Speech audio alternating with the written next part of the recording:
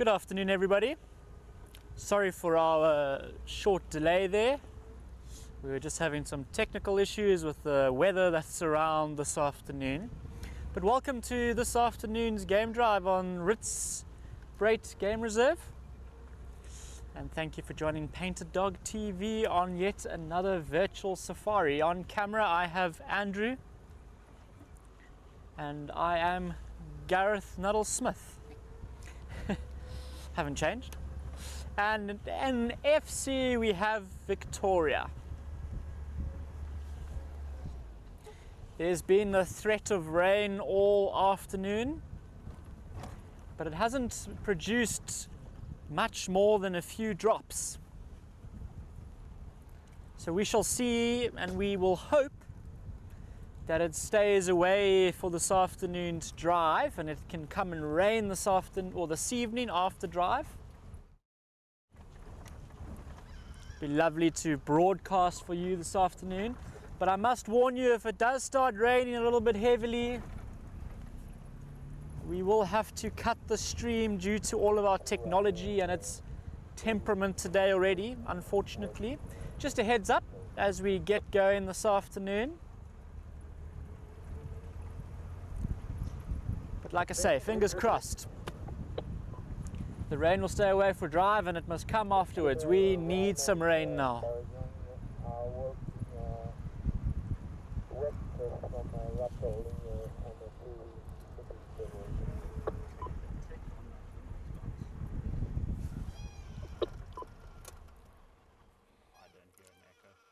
Alright, there's a female nyala next to us. We'll start with that.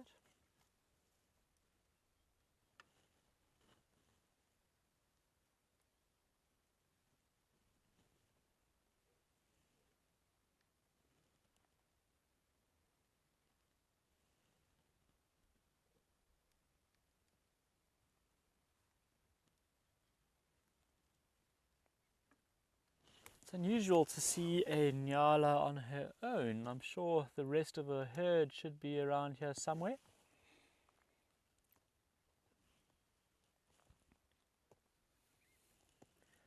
They don't often spend time alone, unless she's going to find a baby that she's left lying up somewhere in one of these thickets. Over the weekend, Victoria and I did some house sitting on Leadwood. And right outside the house in a thicket was a baby nyala. So every day we would watch as Mom would come and feed the little one.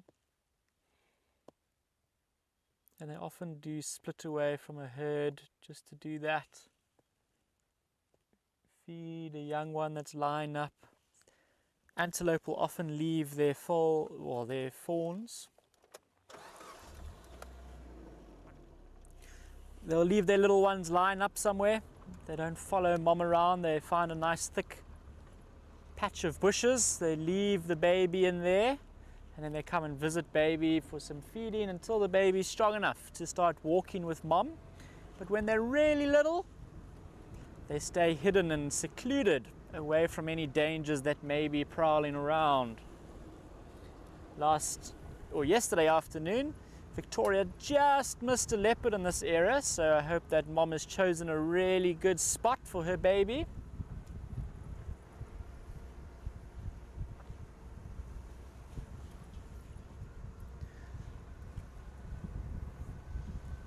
Our plan is just to take it easy this afternoon.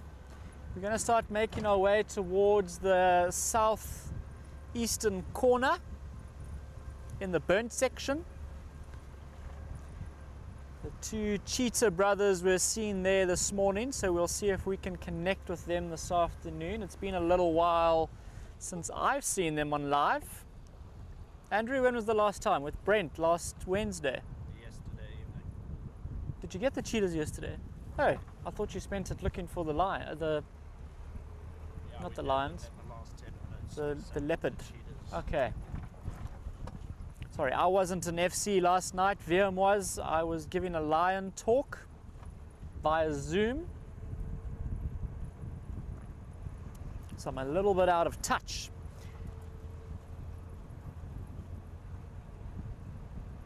And to all of you that were with us yesterday, don't worry, we found Andrew's watch. They got flung from his wrist when off-roading looking for the leopard.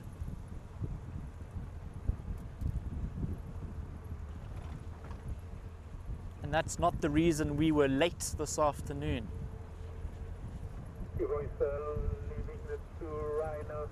We were having a connection issue with the camera and the Wi-Fi and the HQ, final control. Often when you get these big weather systems moving through, it's hard to, technology, they just don't like to get on with each other. But we solved that. There's some Impala. Let's see if we get a gap for them. Close to that little training line, close to the corner.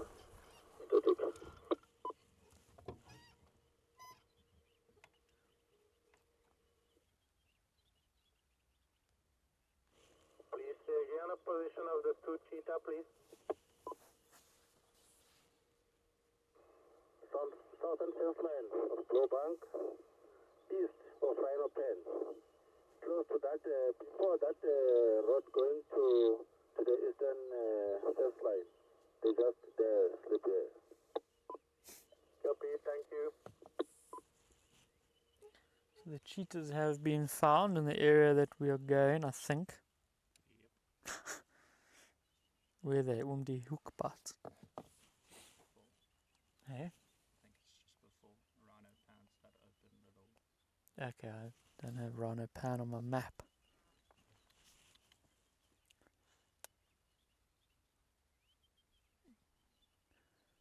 Almost a year old, this little one. A little male. See his horns there. Soon won't be the youngest Impala in the Lowveld. The next generation will soon be upon us.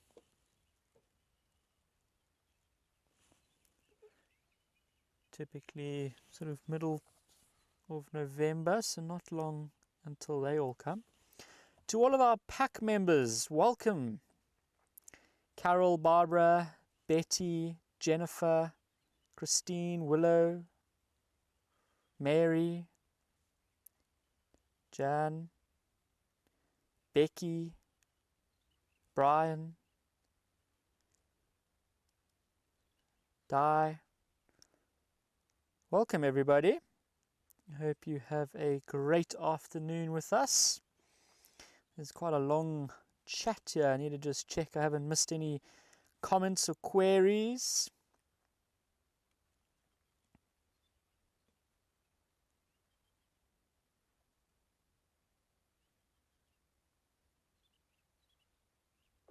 Chris of Blowbank.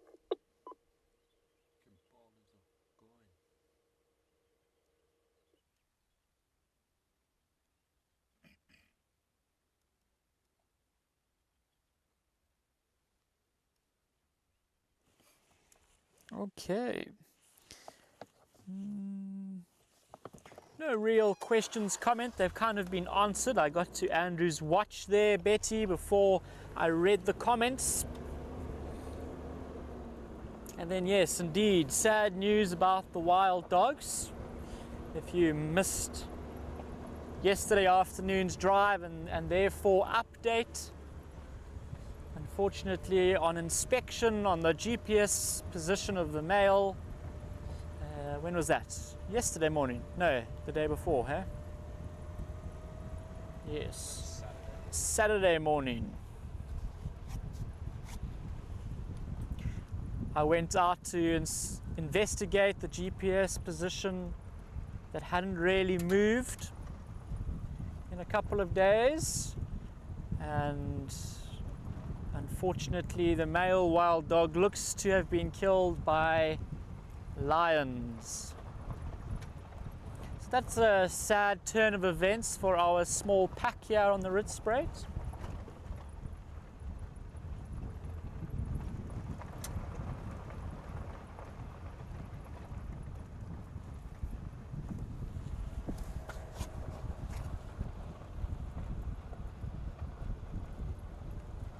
Copy. So, Victoria has just told me that the herd of elephants have rocked up at camp. So I think we will turn around and go and see them at camp. Just finding a spot to turn around here. Since you saw cheetahs yesterday afternoon, I think it's been, how long has it been since we've seen elephants on live drive? Couple of drives? So it's probably time we go and see the elephants then, since they've appeared at camp. One of them was in camp yesterday, causing damage to our trees. Much to my disappointment, he attacked one of the small jackalberry trees that I've taken a liking to in camp. And now it's only a small fragment of what it used to be. We can show you the tree now in camp. But it seems like they've taken out a few of these jackalberry trees. There's a couple along the Deep Sloot drainage line, not too far from camp on Hoofpad here, and they've pushed over 2 of them. So they're taking a liking to jackalberries. I wonder if it is a consequence of this late in the dry season. There's not a lot of green foliage out here. Nothing to really browse on. The grass is all straw-like.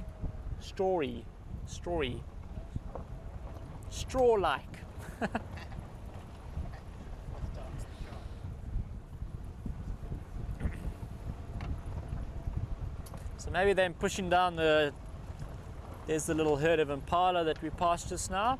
Pushing down the jackalberries to get to the fresh shoots that are coming through. They are an evergreen tree species. So throughout the year they hold their leaves. They do kind of replace them a little bit as we go into spring and summer. They turn this beautiful orange at the end of winter. And then they turn into they sort of drop them, but at the same time replace them with green leaves, and they're quite often red in coloration, which is said to be a sort of defense mechanism from browsers, being red. In the hope that browsers won't eat them. It's really nice knowing this female leopard somewhere nearby here. Well, she could have moved quite far by now. But this is close to camp, which is promising for us.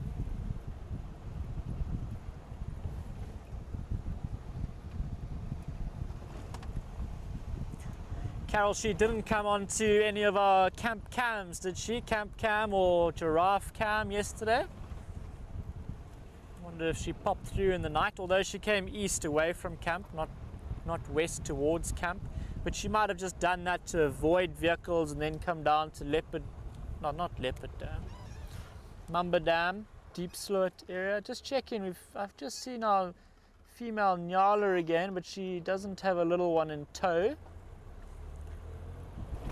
but it is quite thick in there. Okay, back to camp. If we had stayed in camp for another 5 minutes, we would have probably seen the ellies. It was up this road that leopard was walking down yesterday. So here's a jackalberry that the elephants have pushed over. There was a jackalberry, yeah. It seems like it's a bit of a multi-stem tree, so fortunately there's still 2 limbs there, but they did push this one down. We're coming into the Deep Sloot, and then there's another one on the left of screen over here that they've pushed over. Such menaces sometimes, these ellies. Anyway, it's what they do. It is their ecological function out here.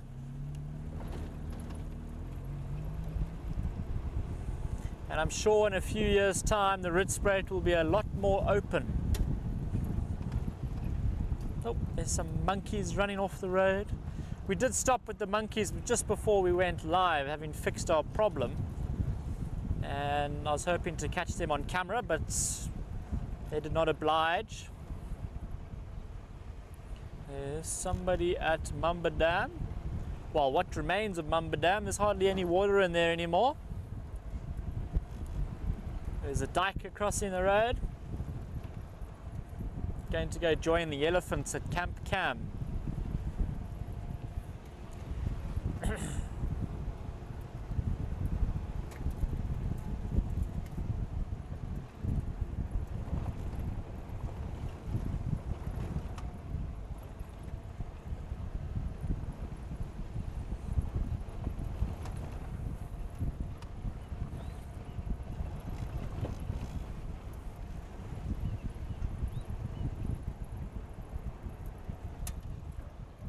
Hey, all of them are here by the looks of it. Yep. They're all here. Causing chaos. Be careful what you pick up. There might be a snake in there.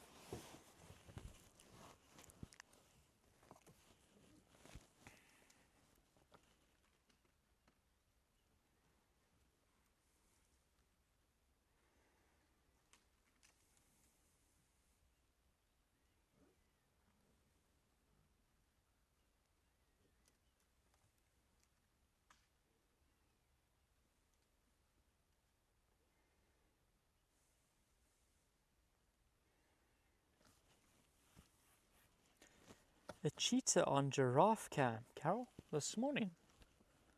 Just one cheetah. That's interesting. But here we go, we're back with the elephants at Camp Cam.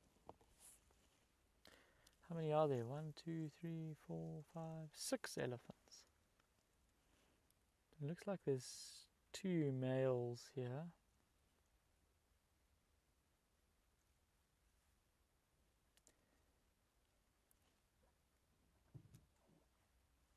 Cheeky Chops is there in the background.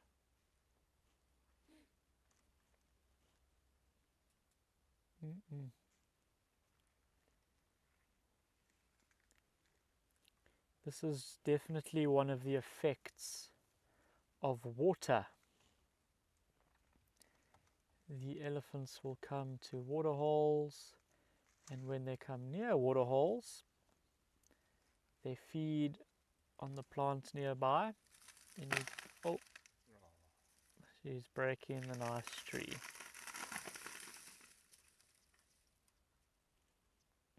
VM's not going to be chuffed. No. There's so many trees in the bush and they want to come and break all of our nice trees right here at camp. Now eat all of it. You've broken that branch, eat all of it. There's a brew calling behind me. I don't know if you can hear that telephone ringing basically.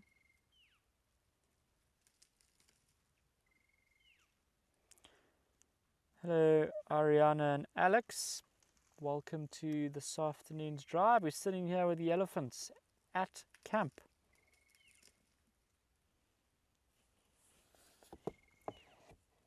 At least that female pushed that tree down and the males go in there not breaking another tree down. Cheeky Chops having a drink from the water hole.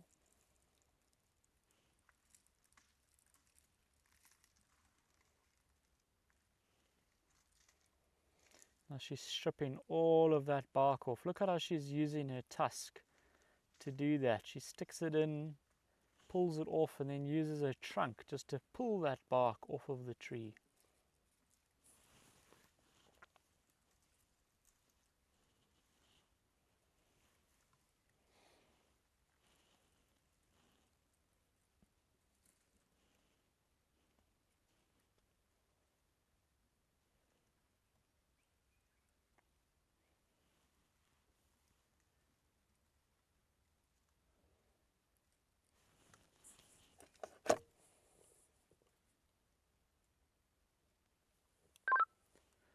stations. The herd of elephants are drinking at the waterhole in front of Hayes.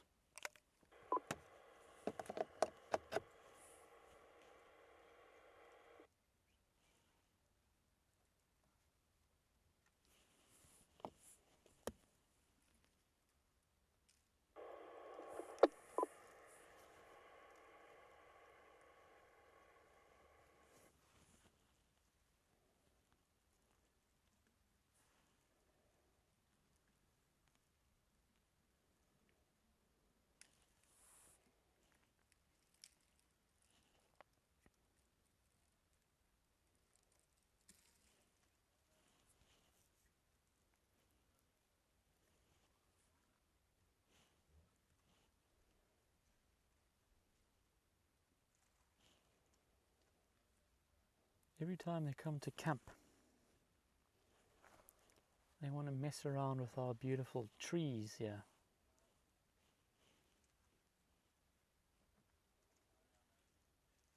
Some of the nice bigger trees around camp have been guarded by rocks that we've all placed all around the base of them.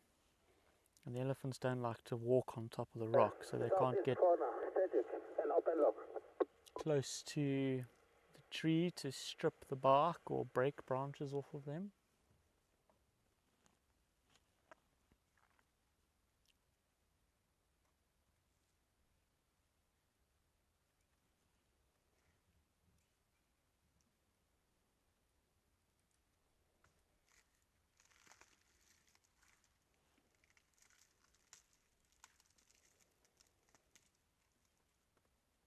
But now this female pushed this tree over, and the bull went there, ate a little bit and sort of pushed her around. What's he gonna do? Is he going for the baobab?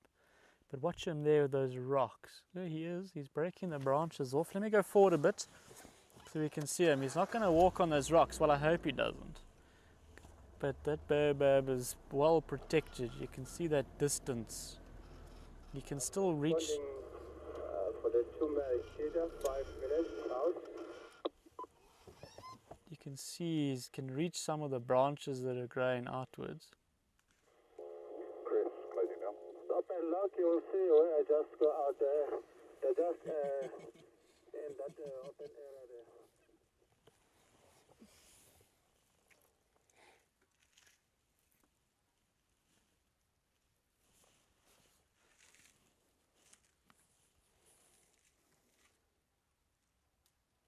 Look at them.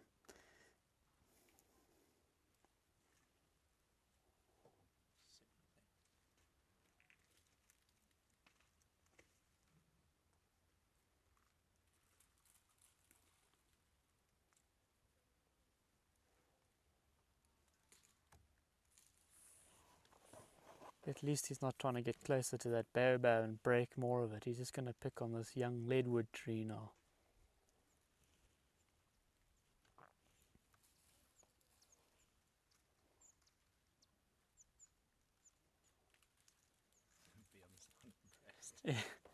Fiam's just watching them coming to damage the trees and camp.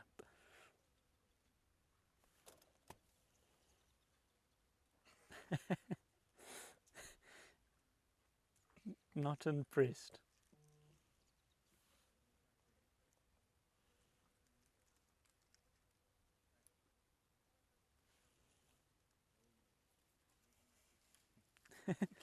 Fiam's trying to discourage him from coming to the trees here. There's also a little tree that is between his trailer and his car. These guys, they're picking up all the stuff that's protecting the cameras, and what are they doing? Now they pushed this one branch over that we saw earlier, and look at that, there's no elephants there. What was the need in that? I wouldn't have a problem if they ripped trees up and ate the whole thing, but sometimes they push a tree over like in that scenario and they don't eat any of it. Yeah, there's another male coming from the back. Now all the elephants is going to start coming towards us. Yeah.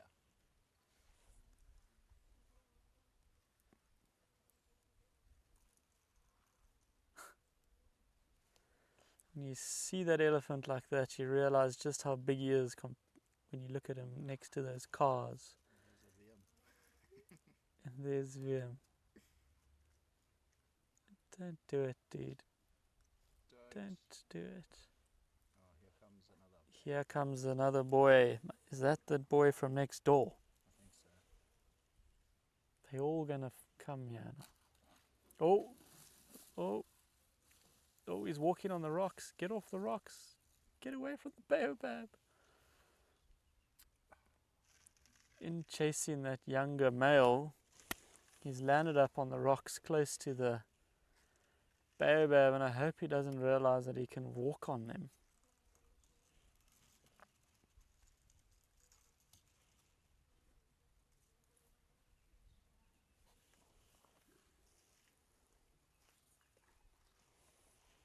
Yeah, he doesn't like the feeling of those rocks under his feet.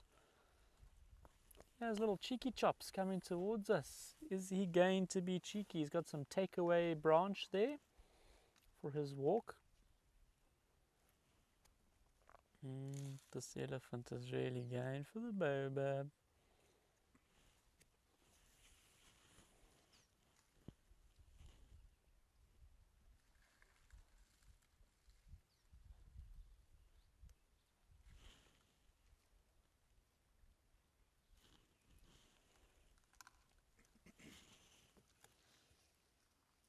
What is she doing? Going to push the stump out the ground.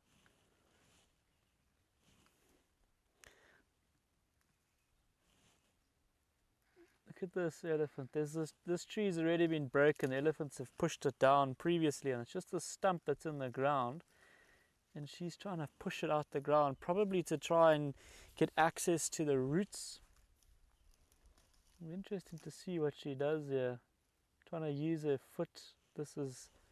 I would go forward and get a better angle, but then I'll get between cheeky chops and the rest, so I'm not going to do that. She's going to try and dig it and then push it some more.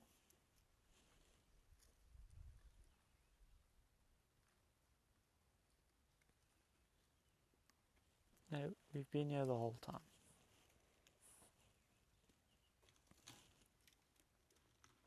Got an itchy bum.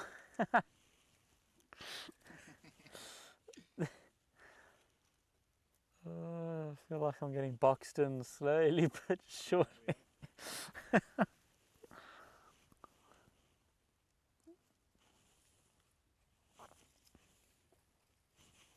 Smile, you're on camera. They all. Hello, little one. How are you? And we've got one of the males coming close.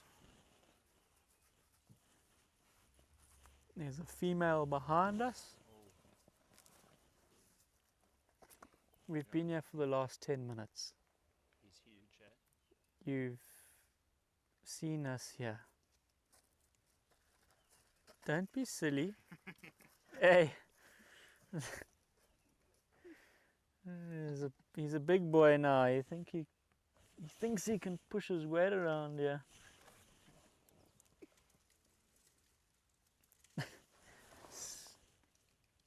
No, it's Mom. I thought he was taking his frustration out on the tree.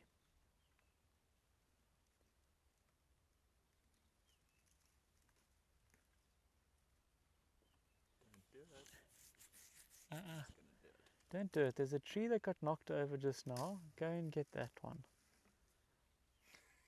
They all saw Wiem. We're like, there we go, cause drama. Veer might start to worry with his vehicle and trailer parked there with all these elephants getting closer, pulling trees apart and oh.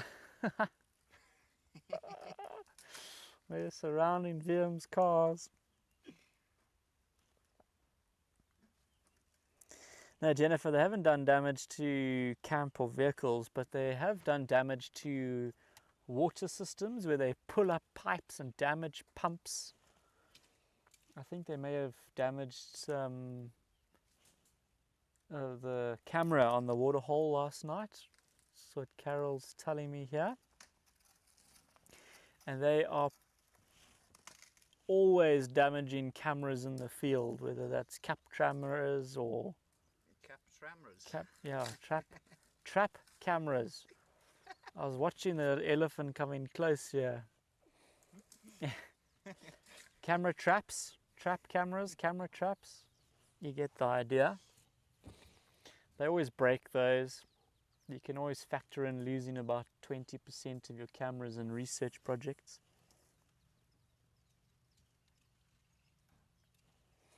Now the mongoose is in firing zone there. I'm sure Viam is hiding behind his wall watching closely, and if they look like they're going to do anything silly with that tree that could damage his stuff, he might shout at them.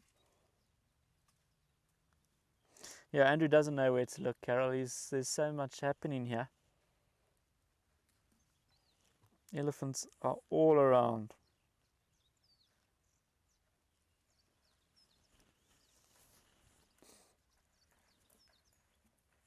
Be chill, Dentine. This is the one that keeps pulling out the borehole. Is it? Dentine. It's a bit inverted task. Good to know. He really wants to get up to those top branches, and I'm worried he's going to break that branch now. Stop it. Oh! Well, that's new. Oh my goodness. You just watched an elephant stand on its back legs. That is quite something. But it was interesting, he wrapped his trunk around the branch first before he jumped up onto those back feet of his, almost to aid in stability. Now the bigger boy is coming in. That's what he was trying to do earlier.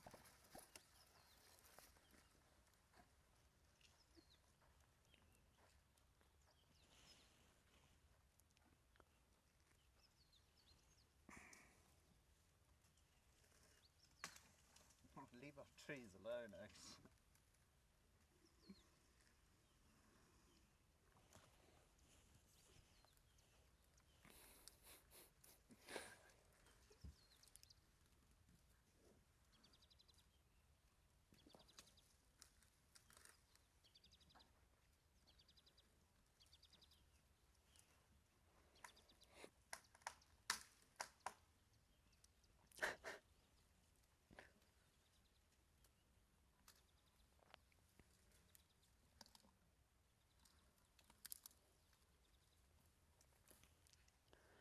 As much as we want them to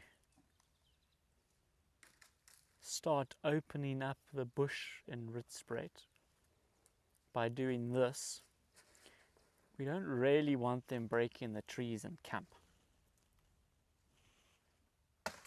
Oh.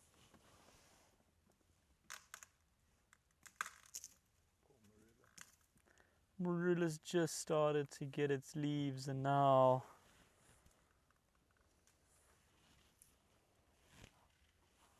she's breaking to get to those leaves. How was that, Carol? An elephant on its back legs, the kind of things that you expect to see in mana pools. That's what those elephants are famous for. I don't think they use their trunk to stabilize themselves on a branch like that, but that was still quite something.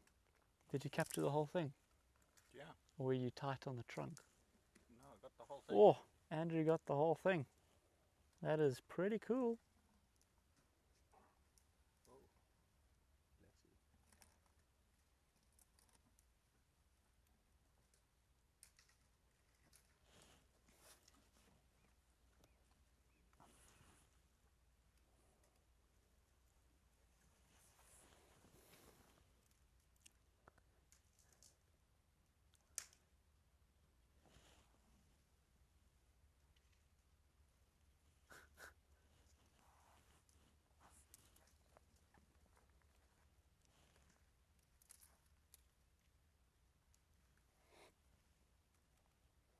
I hope they eat everything on that branch that they've just broken down, because they've left the previous one unattended, and I think they ate for all of 30 seconds.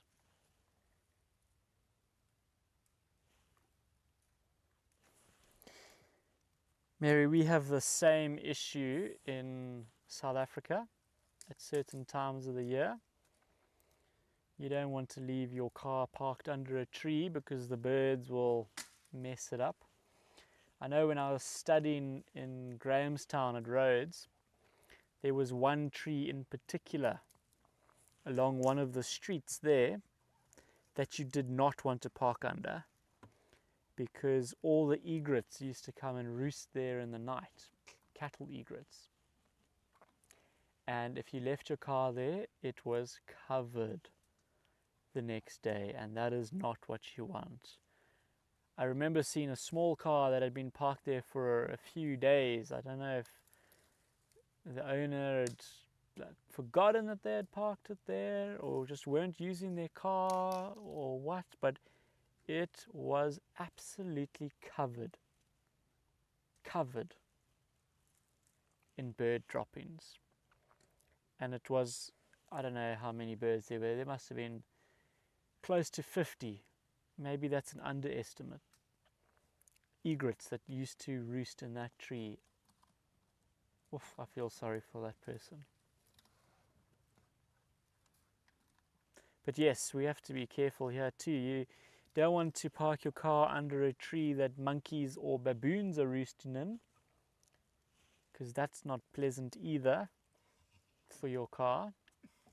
And if you're camping, you don't want to set up a campsite under a tree that baboons and monkeys roost in, because they make noises all night long, and they wee and they poo, and it is all over your campsite, and it is very, very smelly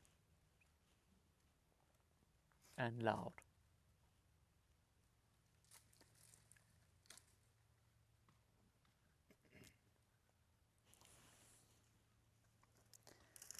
Hello, Mom Ruth. You're joining us just in time to watch the elephants breaking all the trees in camp. Boom's not going to be happy they're stepping on this grass. Yeah, Owen's got a lot of work to do tomorrow.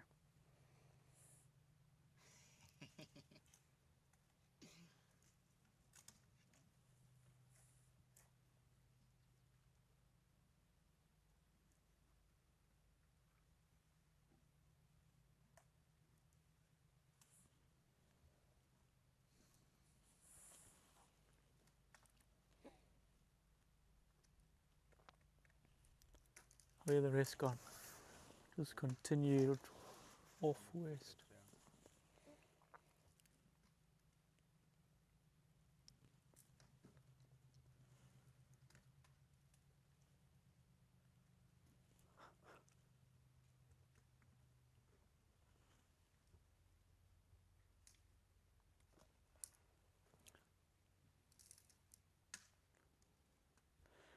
Should we go and see if we can find those cheetahs?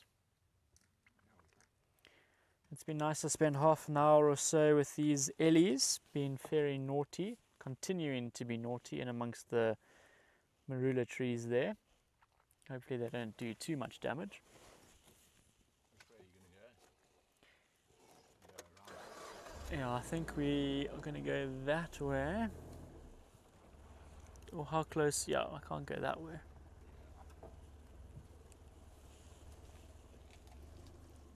Change of plans. Oh, is he going to stand? No. He doesn't have the same finesse. Oh. Just breaking these massive branches here.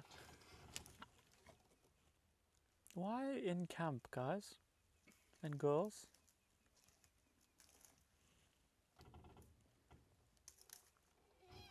Alright, let's see if we can carry on. I've watched enough destruction of nice trees for one day. Don't push it over. I'm gonna go around you. Oh, That exit's been blocked.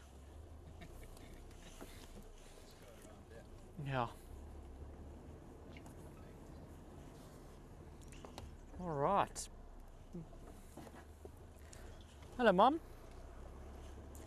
As you join in, I'm leaving. Although I think you enjoy seeing elephants through the camera, just not in person.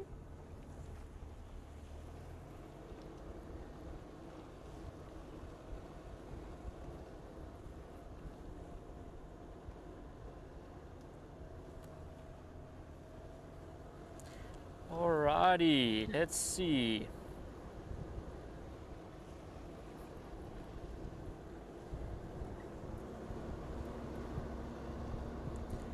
What's the quickest way? Hoofpad and then down, or the fence line? Fence line's boring though. Hoofpad. Hoofpad, or should we... and then what? That's a long way around. Well, let's go up Hoofpad. Let's bypass the Ellies. We come in peace. You're fine. And then we can go onto the fence line from Snail Lane. And then get across to those cheetah. Hopefully we can catch up with them.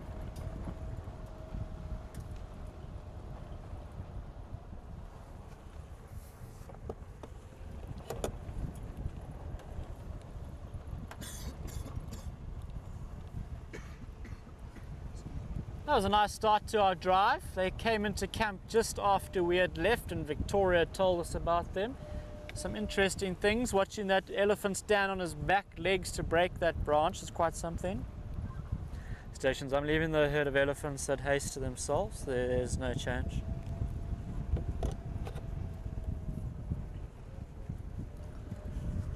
So let's continue. Plan to get to the cheetahs, see if they do anything interesting. They're around the burn, so it could be quite nice following them through there. And then if you have only joined us recently and you missed the start of drive, we will be extending drive by 10 minutes this afternoon. We were having technical difficulties with the camera, the Wi-Fi, final control, the clouds that were bringing rain, but now there's blue skies above us. Rain would be welcome. Things are starting to get dry, and I think that's why our elephants are picking on the nice green trees around camp.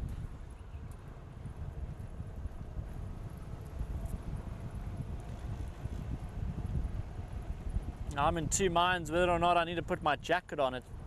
Temperature is dropping. How are you in shorts? It's not that cold. If you saw Andrew, you would think it was snowing. You would think it is snowing. He's got thermal long pants on, big woolly cotton socks, Skiing socks. big jacket on. Another 3 under the neck there. Beanie, gloves. What? How do you cope in winter? I barely do. That's You ask ridiculous. Carol and Mary and all of them, I look like a bank robber in the middle of winter. A bank robber. No, 'cause I wear a balaclava that just exposes my eyes so I can see all day. That's ridiculous. If you got yourself acclimatized to cooler weather in summer, you might handle the winters a bit better. I've tried that acclimatizing stuff. It doesn't work. It's scientifically proven. Well, the scientists can also just try it. So it doesn't work for me. Oh, there's a rhino. Who's it? Number 3. He's always here. He's always here. There's another big grey. Number 3. Oh boy. This is the big dominant male in the area. See him quite frequently.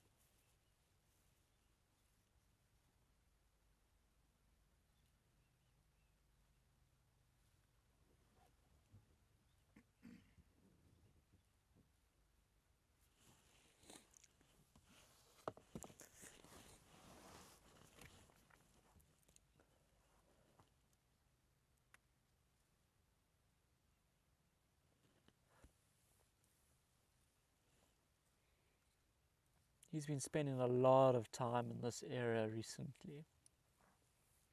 Saw him last night. Just cut in between his two horns. To the station at the lines, can we approach, please? Looks like just a little bit of maybe mud.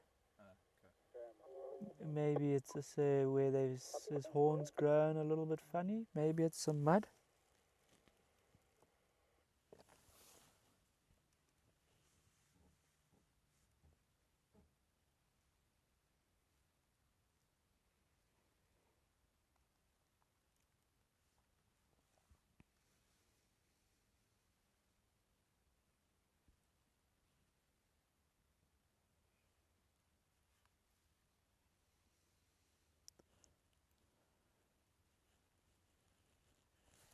He's a big boy.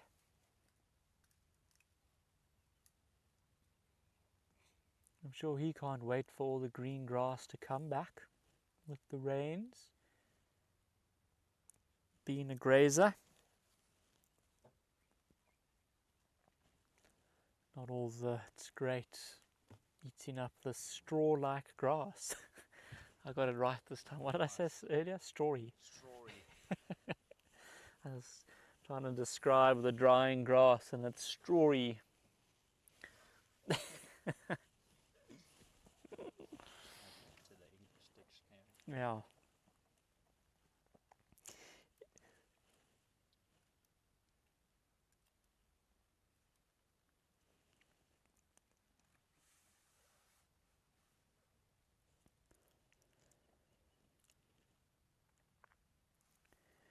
When there was only one of the new females that was released 2 weeks ago. Oh, they've been here for 2 weeks. Who? The new rhinos. Yeah. This male took interest in one of the girls and got to know her. He was always around here with her, figuring out this is a new smell in my territory. What is going on here? She has since linked up with the other female that she was brought here with, and they've linked up with the male that was also an orphan brought onto the Rietspruit, a little bit older than them, and they're now sort of central areas, somewhere around north of Boskamp, Seskant area. They've latched on to him, and I'm sure he will show the two of them the ropes of what being a wild rhino is all about.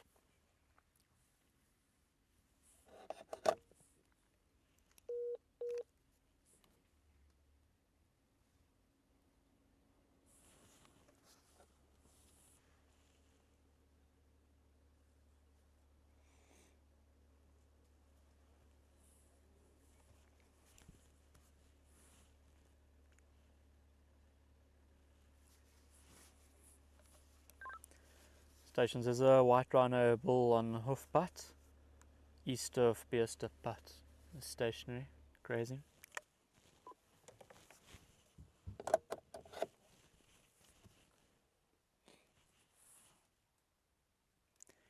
Moving into the thicker stuff there. T-Bro is approaching the Cheetah sighting on the snail lane.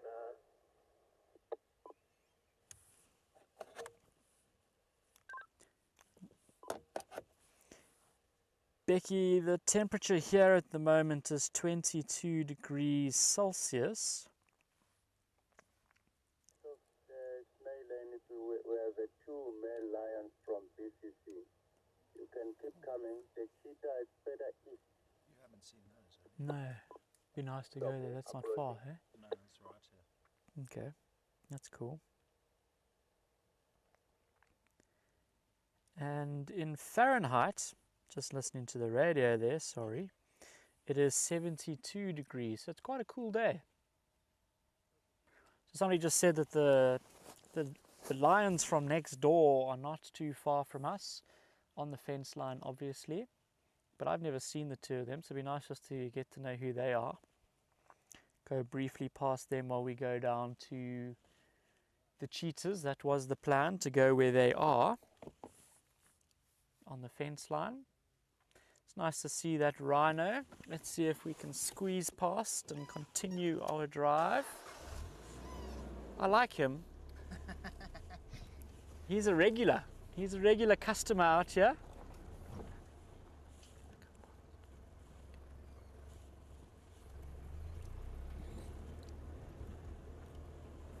Hello, hello. Good afternoon, everybody. Good, how are you? Good.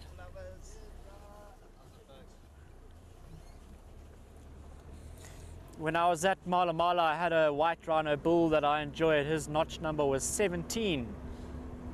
And then we changed it to 117 because there was another male with the 17 notch number. And he was just after we had done horn trimming. It was nice to plot his movements, and he had a massive territory. He would go all the way from Mala Mala camp into the Kruger National Park. So his territory was probably around 7,000 to 8,000 hectares. And only because we put notches in them after horn trimming did we sort of figure these things out. But he moved a huge distance. But by the time I was leaving Mala Mala, he was starting to lose his dominance and younger males were starting to take over. But he was a big rhino bull, and we would see him often around the main camp. Is that big for a rhino territory? It was a big one, yeah. It's about right in the in an open space, yeah, like 8,000 hectares. He was covering huge tracts of land. I was so surprised one day when I saw him at a waterhole and midden, quite like right next to the Kruger boundary, and he just went east from there straight into the Kruger. It's impressive how big their territories are when they're in open systems and they're big dominant males like that. Also, when he sort of asserted himself as a dominant male, there probably weren't that many males around him due to the poaching crisis of the general landscape in that area. And then as that eased a little bit with time, he probably came under a little bit more pressure. And you'll probably find today their territories are a little bit smaller.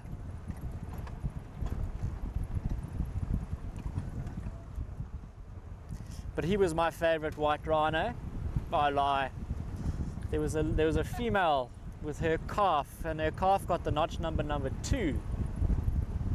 But I watched him grow up from a couple of weeks old to 3 years old. And that was special, and I put his notch in his ear when we got him for his first short horn trimming. His mom was 25.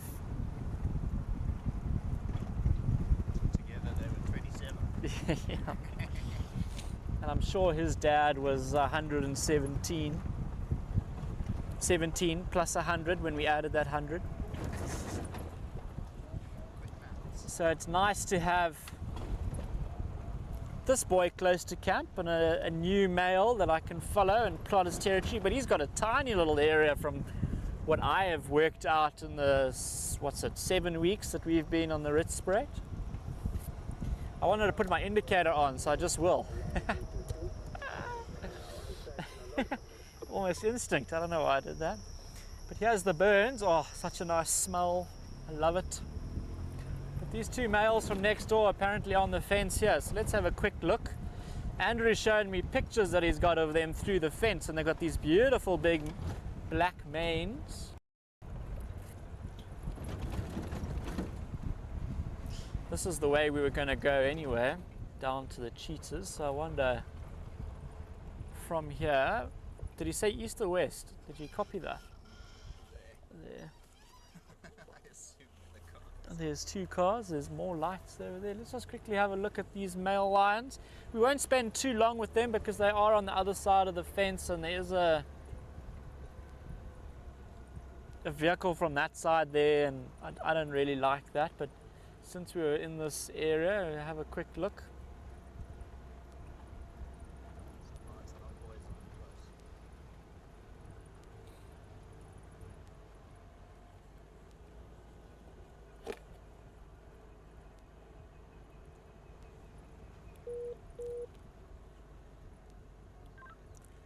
stations. I'm approaching the 2 BCC male lines.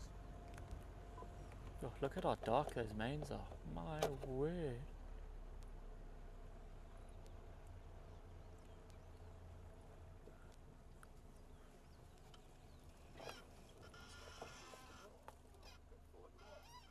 Four. Look how dark those mains are. Wow.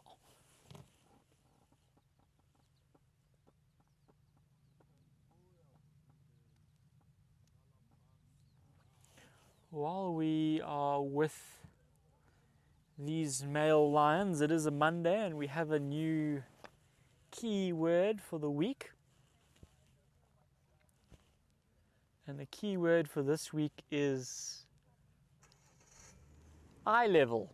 And it is a picture of Andrew's of a male lion. So this is quite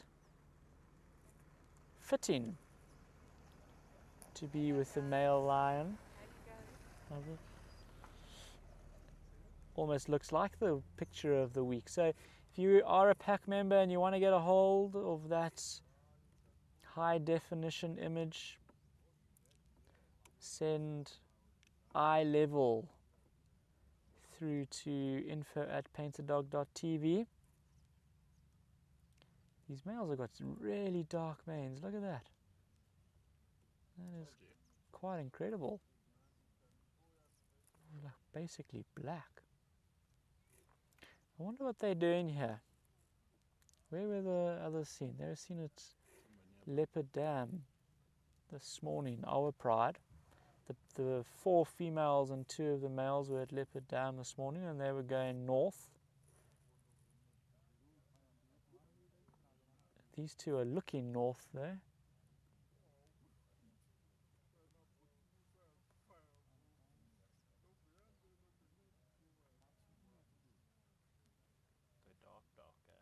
Very dark, yeah.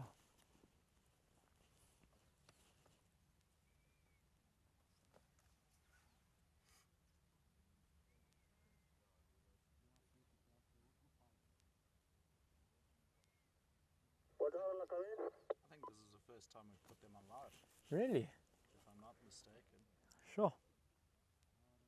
Hello, Connie. Welcome to this afternoon's drive. We're sitting with the males from next door.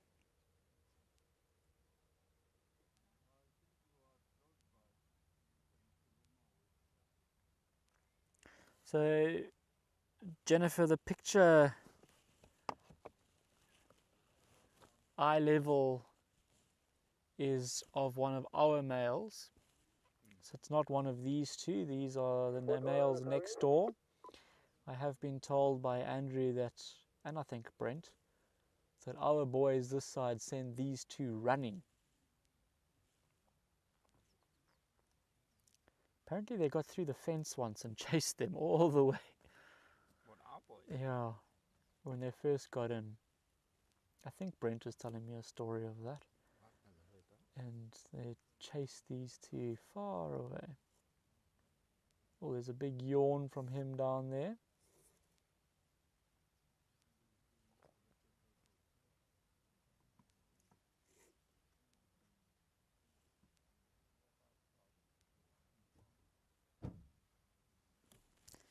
They are listening.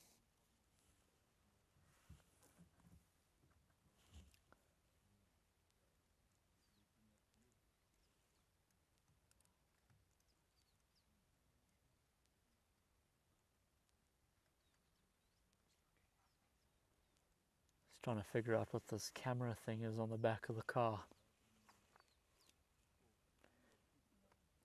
Our vehicle is somewhat different to the other vehicles that they see. It's small. It's got this funny thing sticking up at the back with Andrew sitting behind it. Oh, was a big yawn.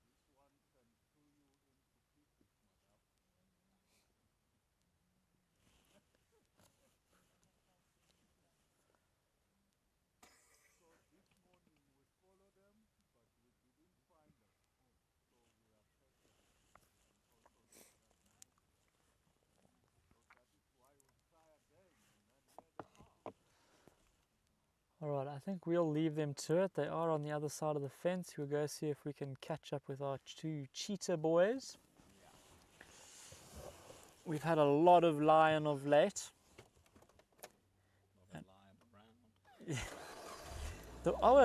Weren't they sitting here the other day? Yeah. They were sitting right here. Before they got found this morning when they got yesterday, they were called in on the fence lines. Were they here? So maybe there's some scent in the area. Or these two want to come and make sure that their ladies stop flirting with the Rietspruit males. I'm sure they were lying up here somewhere the other day, our pride and the two males. So we'll leave them to that and let's make our way towards the cheetah. How far are we? 15 minutes? 10 minutes? 10 minutes from the corner. We will stick to the fence, it's just the quickest route there. And with the overcast conditions of today, it's going to get dark quicker. And then we don't really want to follow the cheetah. So we'd rather just go straight there, and then once it gets dark, we'll leave them to it and go and see if we can find a leopard. Whew. Still waiting for my first leopard sighting on the Rietspruit. And black rhino. And mabai-bai. I can't believe it. I haven't seen a leopard. That one I can kind of understand. But not seeing mabai-bai and her baby is quite ridiculous, really. And I think not seeing a black rhino, I might have had a glimpse, but I couldn't confirm it being a black rhino. One night at Kudu Krip while we were driving around looking to see if we could find leopards.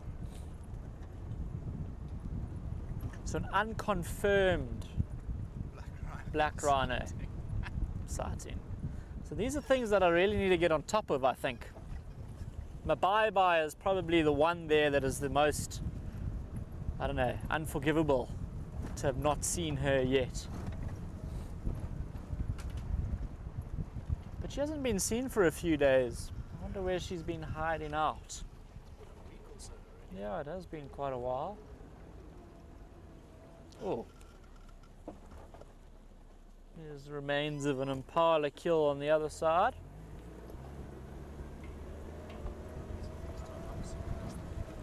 Great little drainage lines in this part. It's also burnt, so driving through this area would be nice. It would also be great to have this rain that's sort of threatening, just to get this burn section to flush up. You can imagine if we do get 10 or 20 mils of rain on top of this, it's going to be absolutely beautiful when that green grass comes in about a month's time.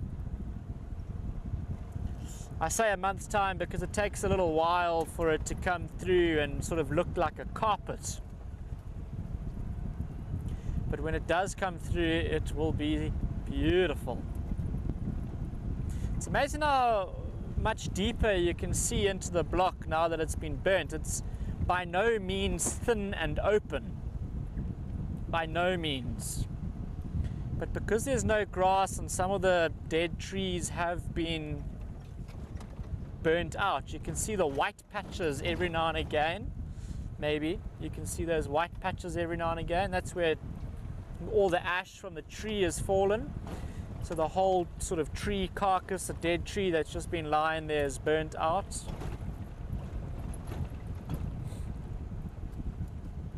So with the removal of some of those trees and all the grass, it's looking really good. But when it does rain and this is a green sort of carpet before the trees get all their leaves, it'll be really beautiful, and then it will be really thick again. But we do this a few times in the next few years to come. We won't burn this block again for a couple of years, but slowly but surely it will open up, and with the effect of the elephants.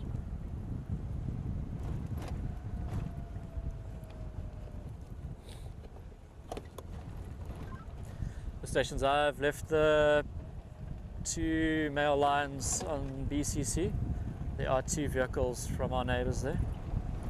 Be keen to respond to the cheetahs. I'm about 10 minutes out.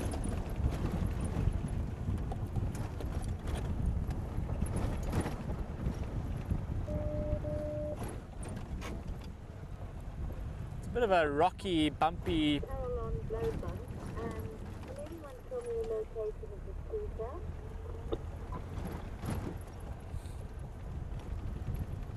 What is it? Rhino Pan? Okay, they're somewhere around Rhino Pan in the southeastern corner of Blowbank. Copy, thank you.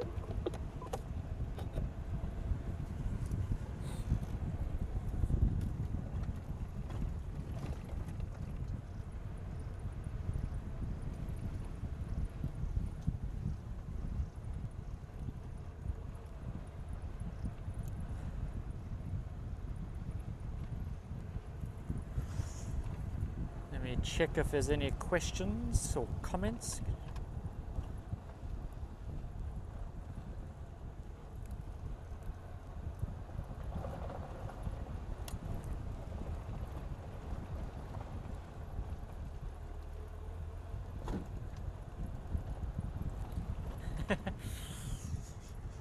Mary, that would be lovely. I would love to see those little jackal pups. It would also be great to find a hyena den. Brent's convinced if the brown hyenas are denning on Mala Mala, what am I saying? On Rietspruit, I've said that for so many years, it's almost instinct. So Brent is saying if the brown hyenas are denning on Rietspruit, they'll be somewhere in these burn sections here. He says there's a lot of hyena den options in big termite mounds with some great entrances. He's seen them from the air doing game counts last year, and he does know of a brown hyena den site that was on this side of the fence, on the BCC side, when it was still open. He found it there. So this is Rhino Pan, so the cheetah are here somewhere.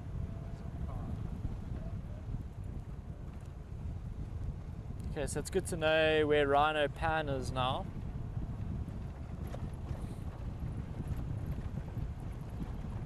Spotted eagle owl nest would also be quite fun.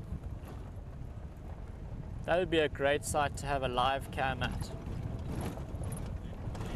Hey?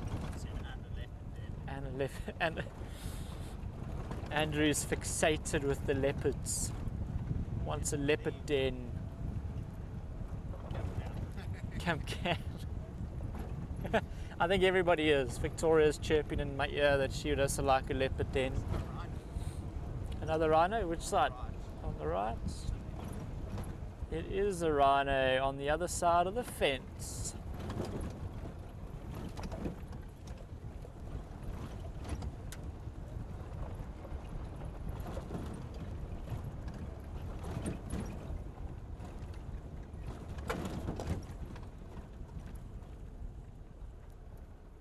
I think the reason I said Mala Mala just now is because when I read hyena den, I was thinking of all the hyena dens that I've seen there. That was my point of reference. So my brain was thinking of hyena dens there, and when I started talking, it just came out. There's another big boy.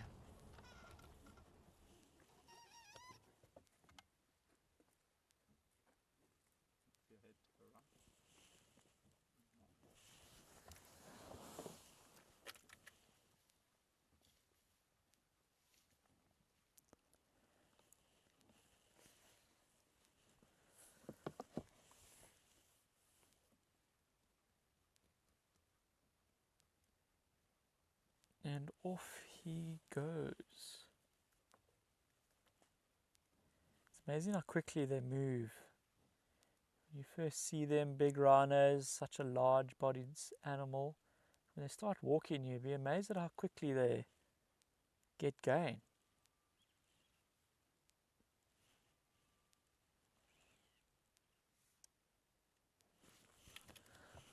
Right, while he disappears into the thicker stuff, let's carry on. The two cheetah brothers shouldn't be too far from here.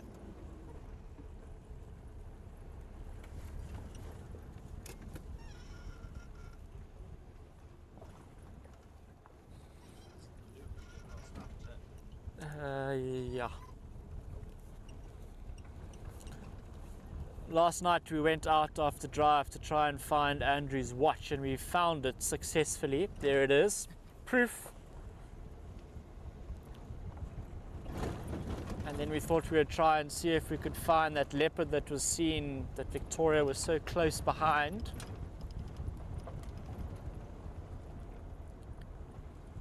And in doing so, we came across a branch on fire quite close to the road. And it was throwing embers with the wind. So we decided just to do a little loop around the burnt section, make sure there was nothing else close to the road that could be a potential hazard for fires. We found one or two other branches, but not too concerning. Okay, we're quite far from Rhino Pan now. So where are these cheetah boys?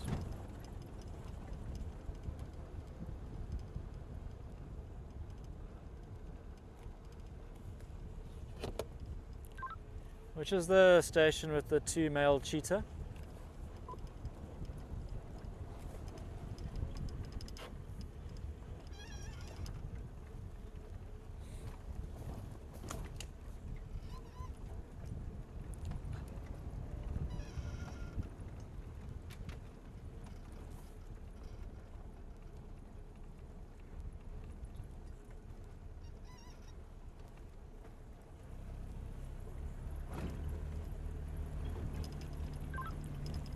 Are there any stations with the two male cheetahs on Blowbank?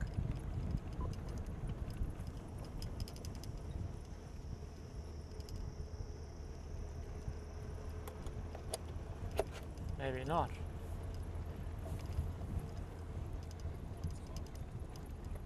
I'm sure somebody said they were just with them.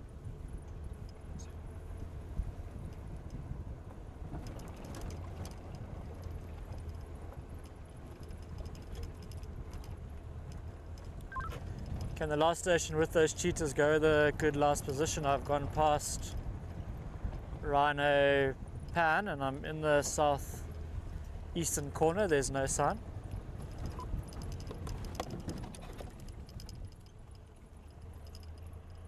Yeah, if you pass Rhino Pan, before you hit that road heading north before the corner, on the left-hand side is where I left them. They're laying down there.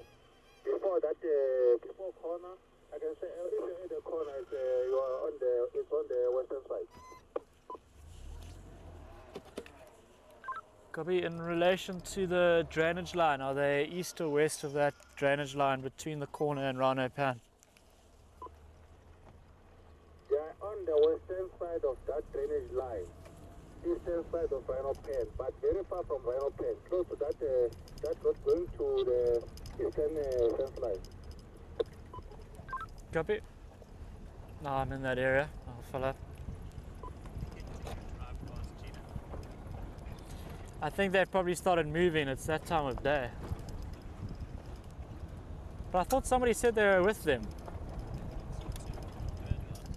So I was looking for a car rather than the two cheetah, because I'm sure somebody said they were with them. Anyway, yeah, tracking shoes through the burnt ground, yeah. Good thing I've got my old fairlies on then. Okay, so here's the drainage line, and I think the next road up is die Hoekpad. Look at me go with my Afrikaans. Yes.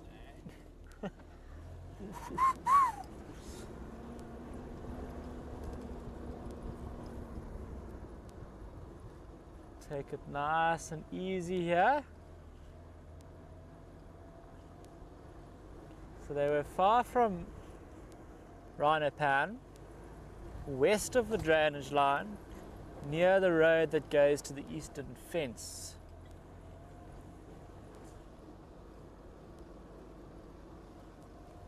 Which I'm guessing is this road. So let's just go a little bit further and see if we just didn't see them.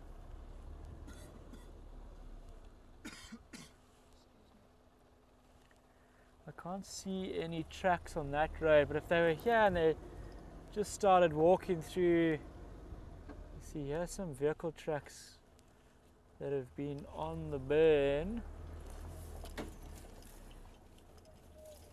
So right now it's okay to drive on the burn. Once it starts raining and you start to see green shoots coming through, you don't want to do that. On for Philip. Standing by. Oof, I think that they've gone in here, there's no way. I think that's where they were. They were. Copy, I'm making my way about, Let's just go another 100 meters up this road and see if we find anything. Then we'll go down die Hoekpad. Now that I know how to say it, I'm enjoying saying it.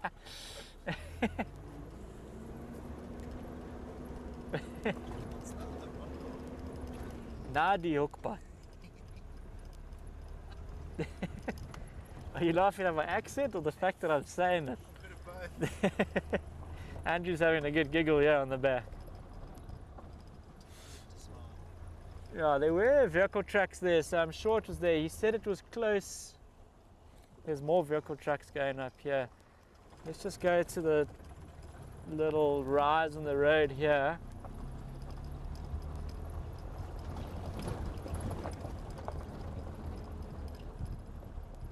He said it was close to that road, so I'm sure it's back. Let's go in the block, well, using the roads, and see if we can find them.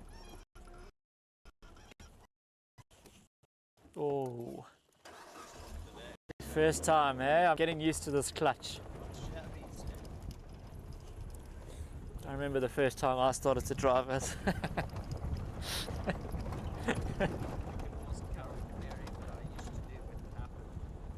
Hi Rosemary, thanks for joining. Just so that you know, we are extending by 10 minutes this afternoon because we had technical differences.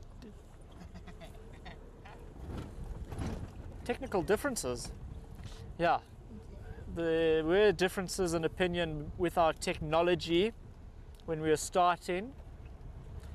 The camera wasn't talking to the Wi-Fi, that wasn't talking to final control, but we got it in the end. So an extra 10 minutes this evening, and maybe that's all we need in this cool weather to get something special, one of those little nocturnal creatures. Last night we, is it going to come loose? Last night we saw a white-tailed mongoose and a large spotted genet.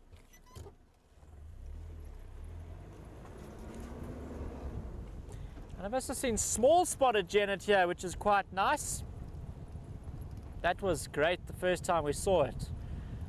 We were doing a night drive looking for leopards. We've been doing that for the last 10 days or so. And let's go down this road and look for tracks, because that is potentially,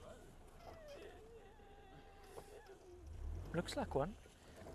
There's no tracks on that road. Is it a road? Must be. It's just had a little bit of water damage to it. And we saw this genet, and Victoria did make the comment that, oh, it looks a little bit small, maybe it's a young genet. And on closer inspection, and I don't know how reliable it is, but I just thought this genet looks different to what I'm used to seeing. We only really saw, well, I only ever saw large spotted genets at Mala Mala. And it was just like there was something off of, and Then I got a good look at its tail, and it has a grey to white tip to the tail, which is a usual sort of small spotted genet characteristic, whereas a black tip to the tail is a large spotted genet. Like I said, it's not necessarily the most foolproof. Look at this fire still burning here. Andrew, you need to go stand next to it to warm up.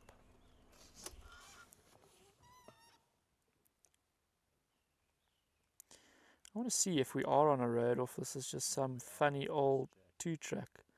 Na die hoekpad, yeah. Where did these cheetahs go? I can't believe there was... Oh, how's your teeth?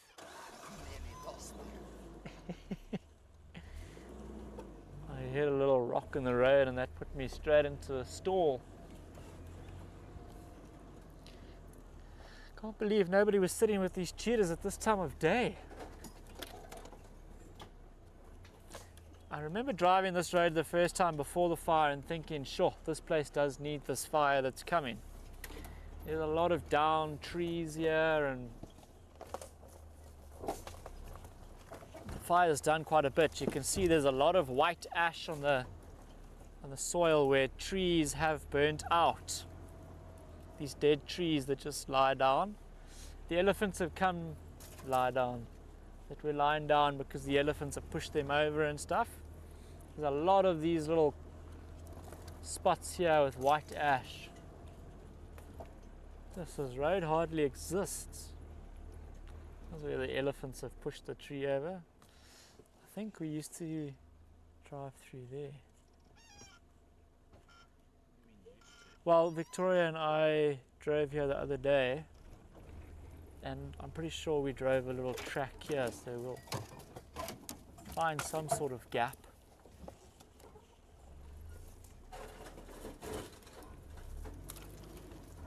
Oh dear. That tree wasn't attached to the ground. It just came with us. Came with us for a ride. I'll remove it now. This little tree is... Andrew's having a great day today. The base of the tree burnt out. So when I thought I'd just drive over it, it came with us. You're having a good time. Andrew's having such a good laugh at me this afternoon. He's ready. I think he's ready for leave, to be honest. I'm laughing with you, not at you. Okay, let's go, yeah. Oh my gosh.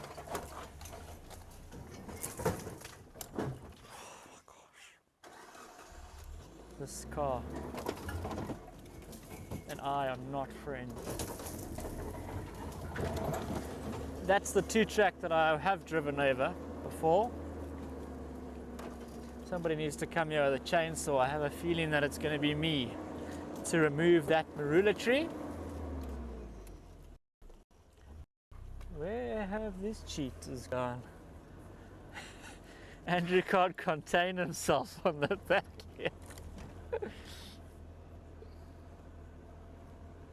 Ooh. You got them? To your left. Go up. Ah, yes. There we go. Great stuff. We've got them. Gonna walk straight towards us, are you? One male rhino. There he is. Could be a cool picture. Last light. Very little light.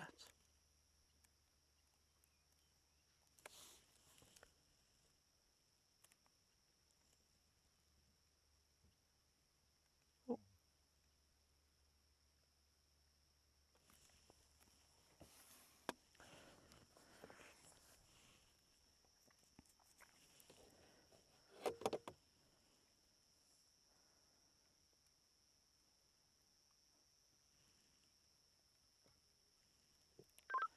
stations. I've relocated the 2 male cheetahs. They're on Die Hoekpad, just west of Die Hoekpad. They are mobile east.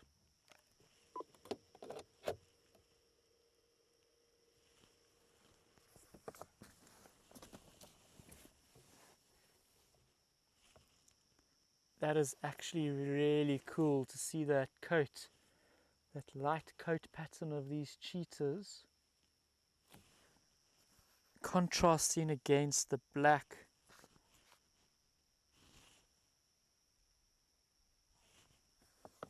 background of this burn. Do you think we can drive in here? Let's go for it.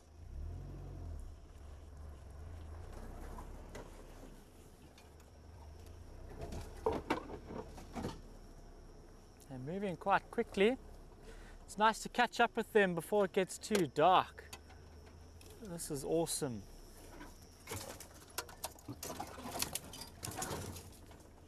Watch your head there, watch your watch, don't lose it again.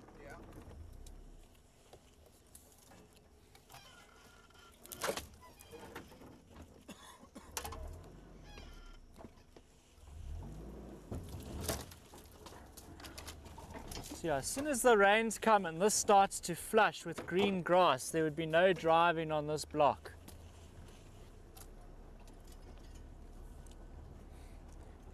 It's then sensitive and you don't want to compromise the new growth, but until then it is okay to drive on it.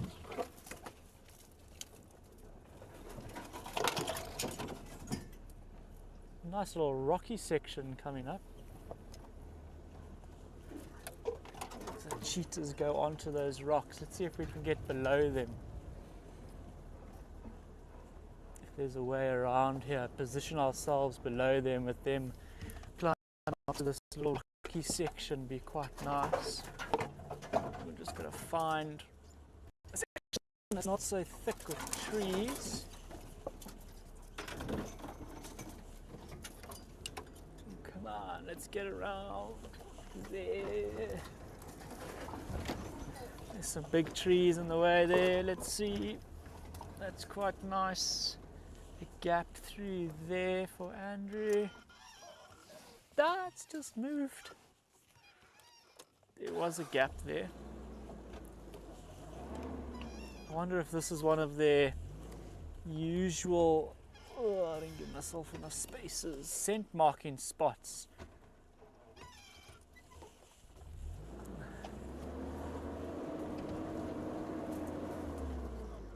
There we go. It's going to get back to that nice section. Leaving the male rhino off back and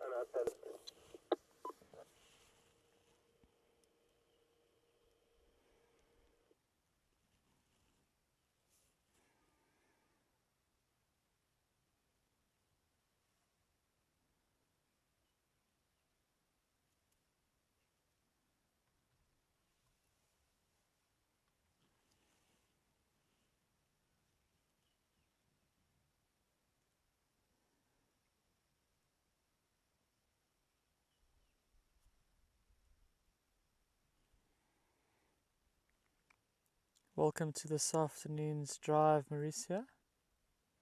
Hope I'm saying that correctly. Sitting with the 2 male cheetahs.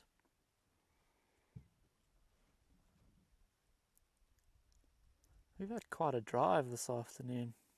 We started off with the elephants, we've seen 2 rhinos, the BCC lions, and now we've got these 2 boys just before it gets dark. They're smelling all over these rocks. Yeah, Mary, this fire wasn't hot enough to cause any damage below ground. Mobile back on tire. So we don't have any concern about that. If you get these really, really hot fires, they can do damage underground. But this should all bounce back relatively fine. Apparently this block hadn't been burned for several years, so it's really good that it got some fire. These boys are really going to all these little rocky sections here, having a look. They do use little spots like this throughout their territory to scent mark. Looks like he's scent marking there. He is. These are kind of like little signposts in their territory, really, that they make use of. Something's caught their attention. Both of them are looking intently in that direction. Look at them, they've both stood extremely still.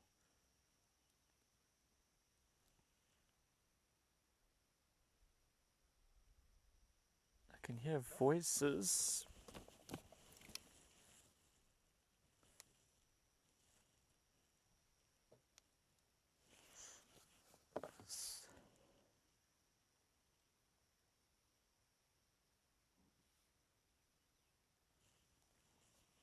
I wonder what they've seen or heard through there.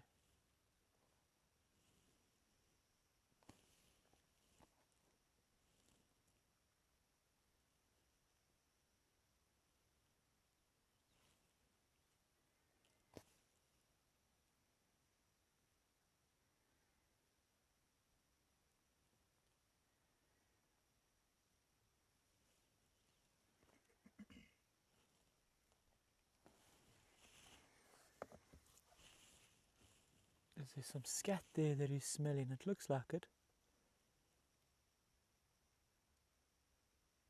Yeah.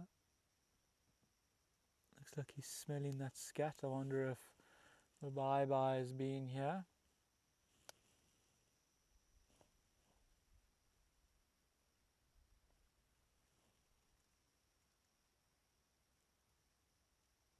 Scent marking.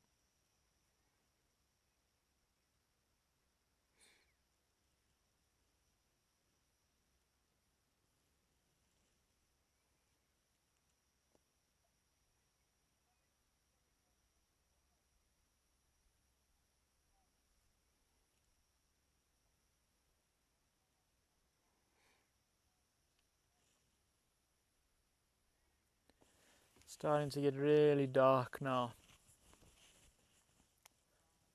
So we won't spend too much longer with them, especially trying to off-road through this block at night. It's not something that I fancy doing. But we'll spend another 5, maybe 10 minutes with them before it's too dark. But if they do start moving through here quite quickly, I think we'll leave them. But while they're on this rock, it's quite nice in the last light.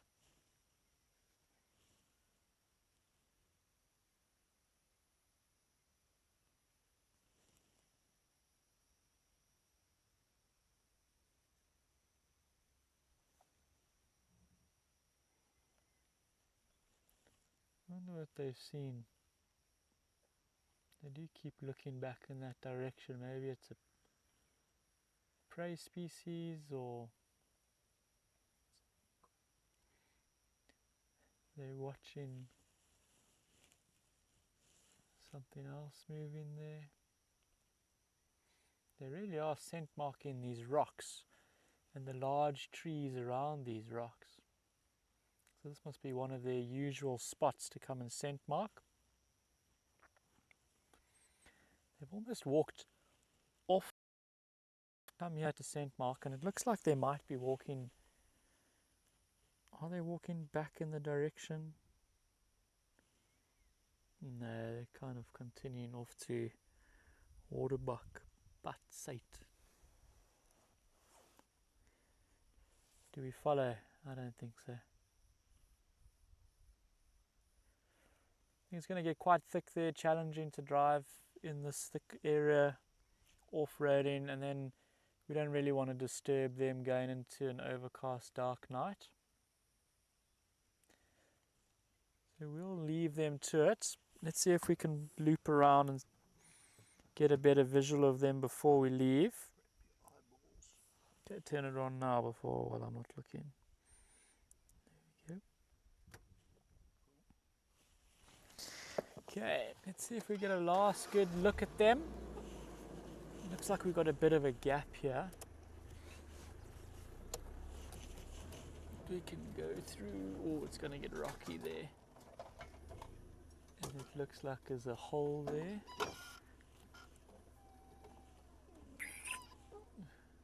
Nah. I think we'll say goodbye to these two male cheetahs. They gave us a good little show there for 10 minutes or so. Nice to find them, having had them move from where we were looking for them. But we've got 20 minutes left of drive. We'll see if we can find an elusive cat on our way home, or maybe, if Brent is right, a brown hyena in these roads. We'll go down towards Sikwe. Go to Sikwe Dam. Maybe we get lucky. Something's drinking in the late nights. Oh, my! Loop. Yeah, this is a good idea. I didn't try and follow those cheetahs. Just need to drive in this direction, and we should find that road again. Although that road is pretty hard to see at the best of times, as we found out. Oh, there, is that it? I can see it, I think.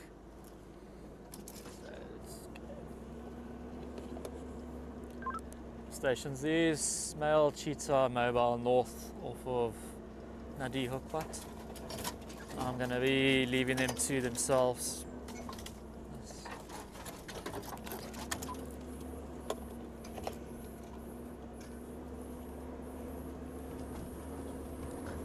There's the road. Well, sort of a road. Now we've got to go past this marula tree again. Is that easier there? That route, then you'll just go the one that I know. Don't try anything funny here. Once we get around this tree, we'll put on the spotlights and see if we get any nocturnal customers. Hopefully the extra 10 minutes tonight will be good. Oh, that's not where I came first time. This is good. Watch out! It's. I think it's my tree's friend.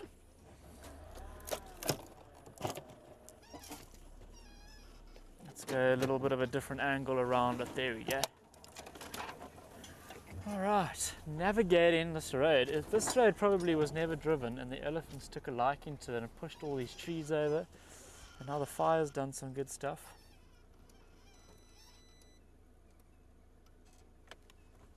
Okay, let's go. Where's my spotlight? I feel like this afternoon has been really good, and if there's going to be an evening that we get something special, it's going to be tonight.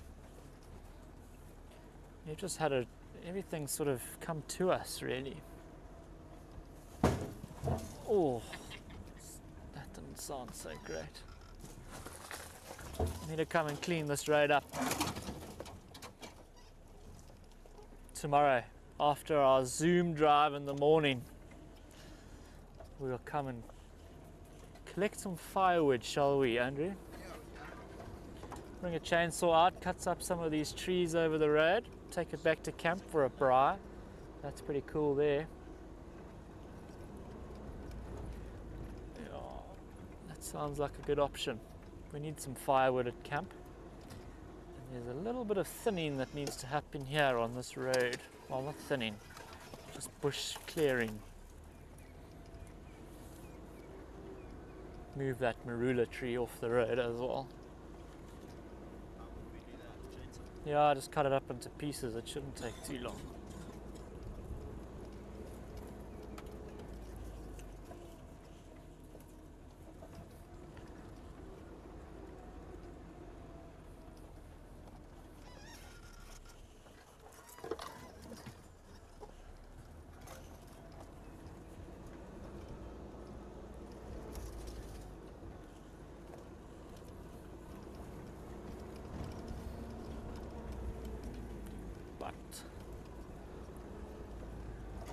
Okay, that's where we came on, and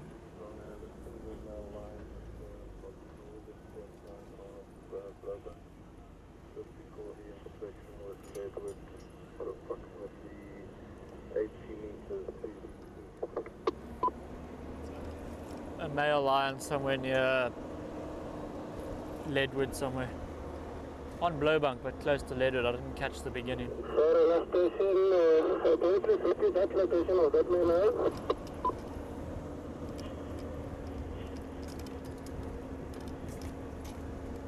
On the northern fence line of Blowbank and Rapids View, about 80 meters from the junction of Leadwood to 80 meters to the east. On the northern fence line of Blowbank. Thank you.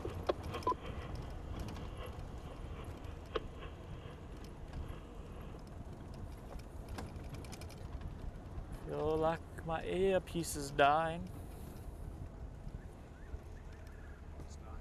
My headphone, earphone, whatever we call these things. It's not an AirPod, it's a JBL pod. Pod.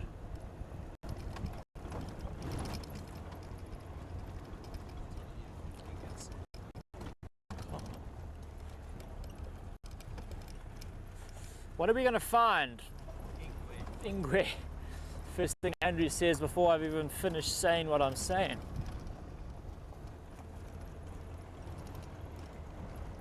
Any guesses from our viewers? What will be the first animal we see this evening?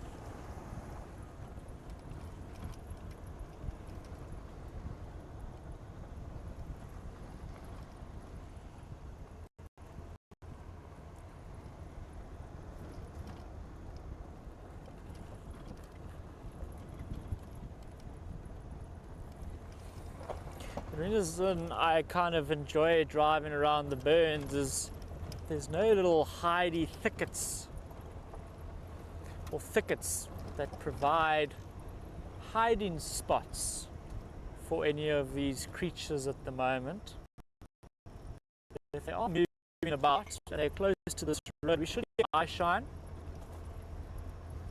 because they won't be blocked and obscured by any grass or any thickets of grass that has been growing up and fallen over trees. It's quite a good spot for a leopard to hide behind, or a nocturnal animal like a civet or honey badger, porcupine.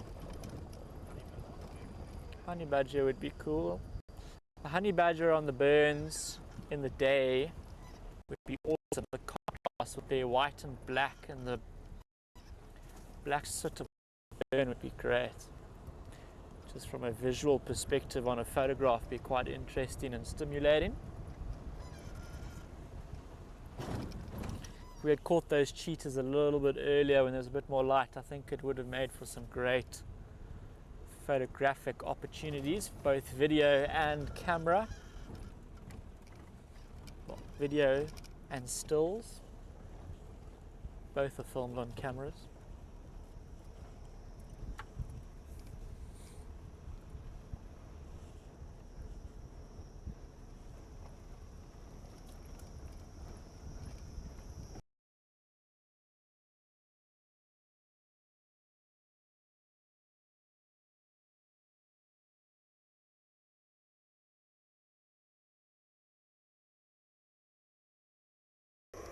Can I respond?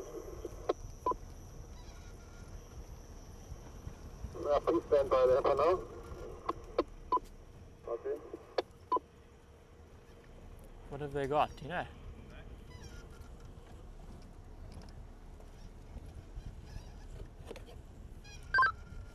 Sorry, what sighting is that on Hoofpad?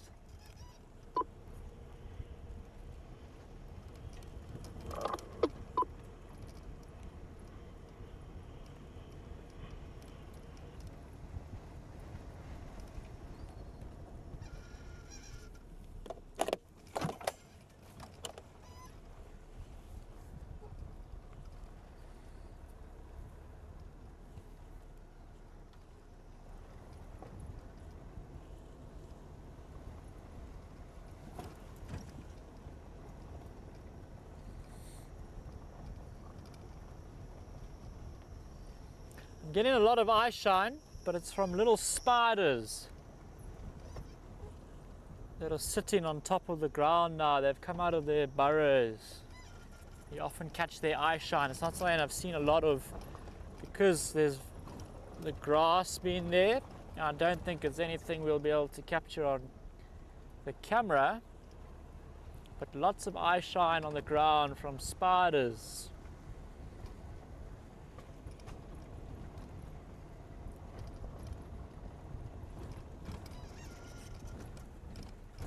Oh, like that tree's burnt out and fallen over the road. There's some hyena scat here. Not very fresh, but oh, what's that? It's a duiker. Hiding away where it can.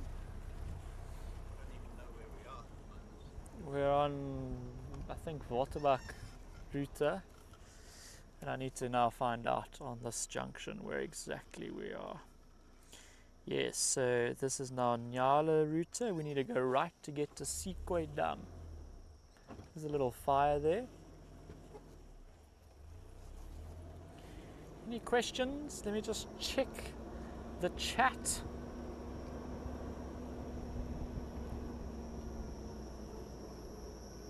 Nightjar, owl, porcupine. Nobody said duiker.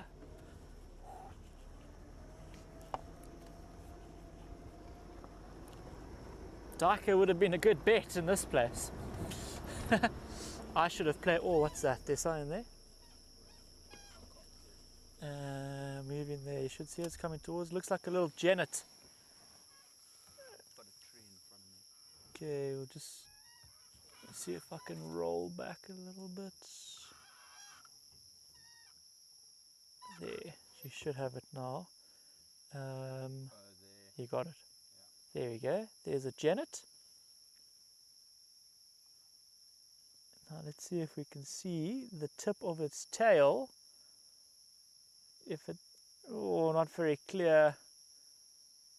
And now we're behind a bush.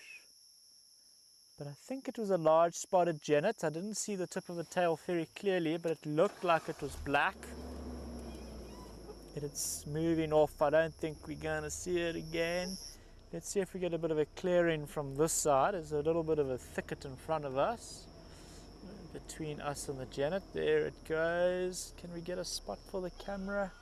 We should be able to there. That should be quite nice. There we go. That's a nice little sighting. Maybe you can see the eye shine behind the genet there. Those are those little spiders. But this is a large spotted genet. You can see the tip of its tail. It's got a black ring. It's a nice little sighting, actually.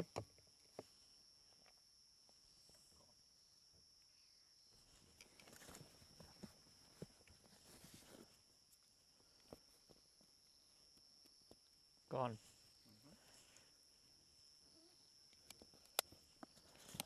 All right. Let's see what the last 8 minutes or so can deliver.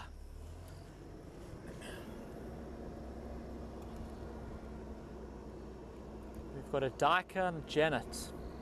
Look how many trees are down here just because they've burnt at the base and they've fallen over.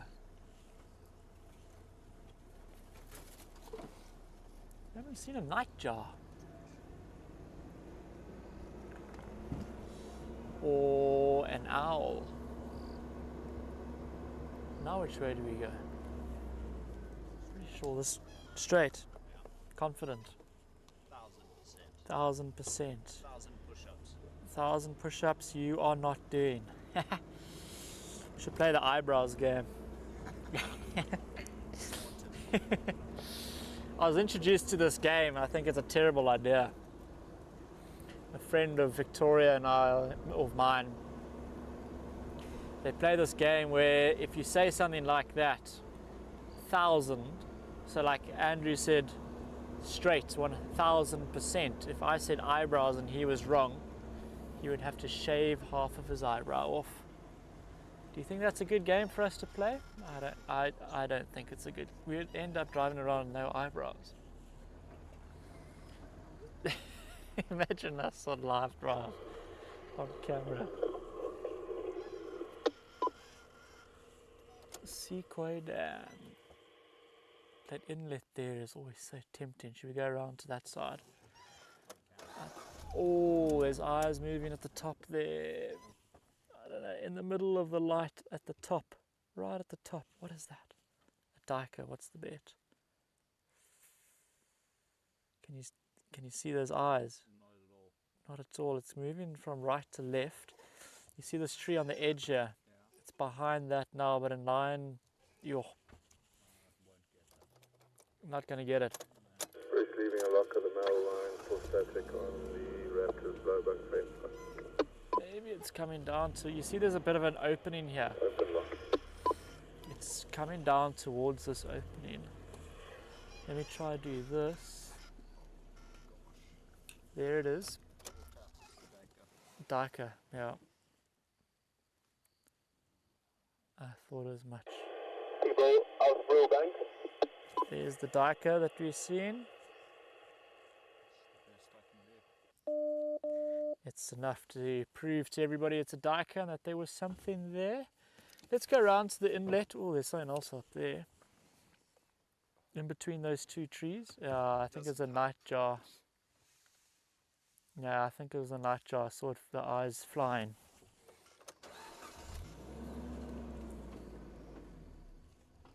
Oh, I'm going low range. Otherwise I might end up in the drink here.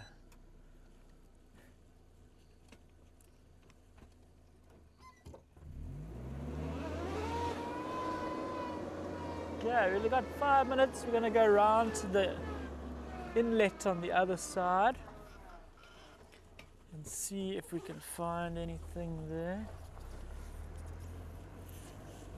It's a great spot. Is it that way? Nope. It's a funny little dead end road.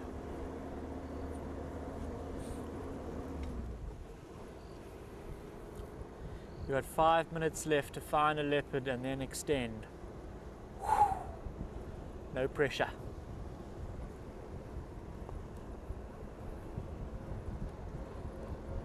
Oh, there's lots of eyes here.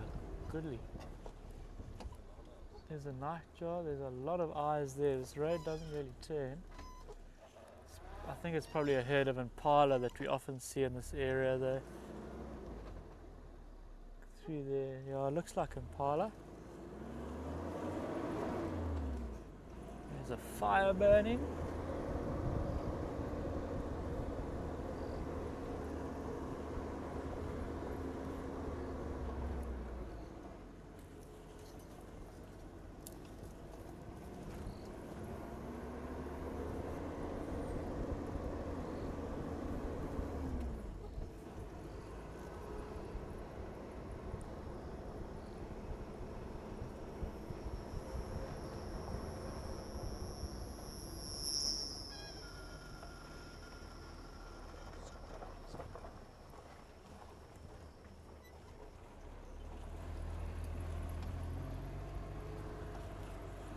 Quite far around to the inlet. This amazes me.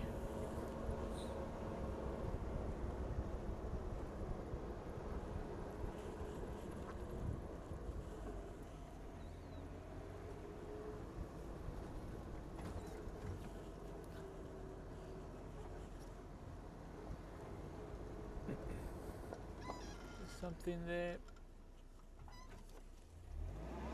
Over the top of the hill, you might see the little eyes sitting there.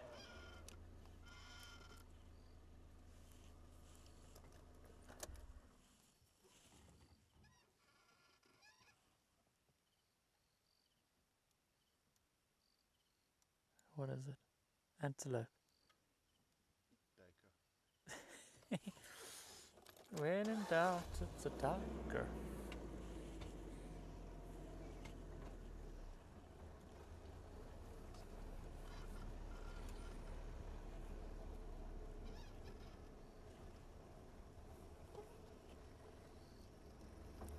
Found itself a nice little thicket for the night.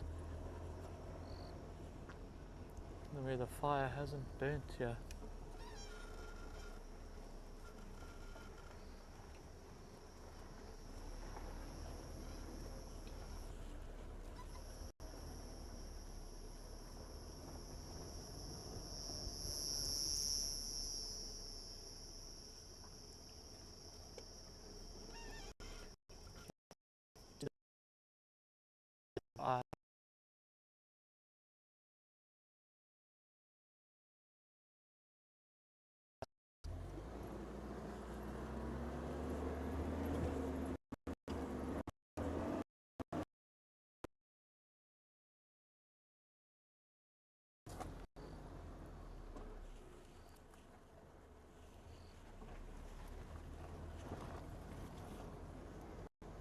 lot of impala activity there. There's a lot of impala dung in that little open patch.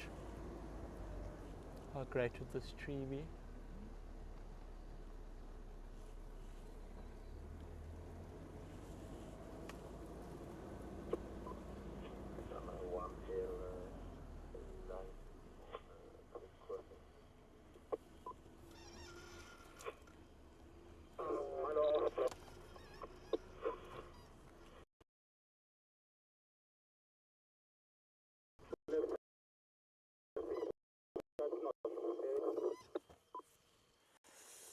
Nothing here. And the male lion insect goes to the corner with the raptor.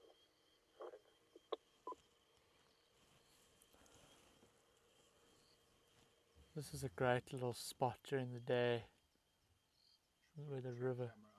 We should. I think we should definitely put a camera trap up here. Also go find my leopard print.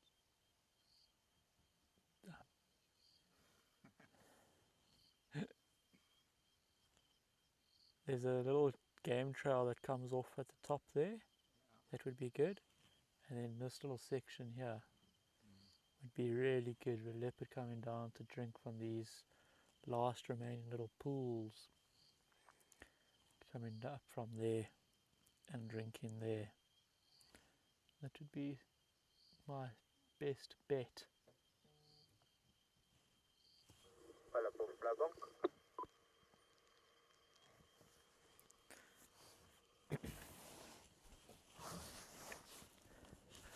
All right, everybody. I think that brings us to the end of this afternoon's safari. It's been a pleasant afternoon. It's been full of sightings and excitement with the elephants and finding those cheetahs again. I hope you have an enjoyable rest of your days or evenings, and we'll see you again on Wednesday. Bye for now.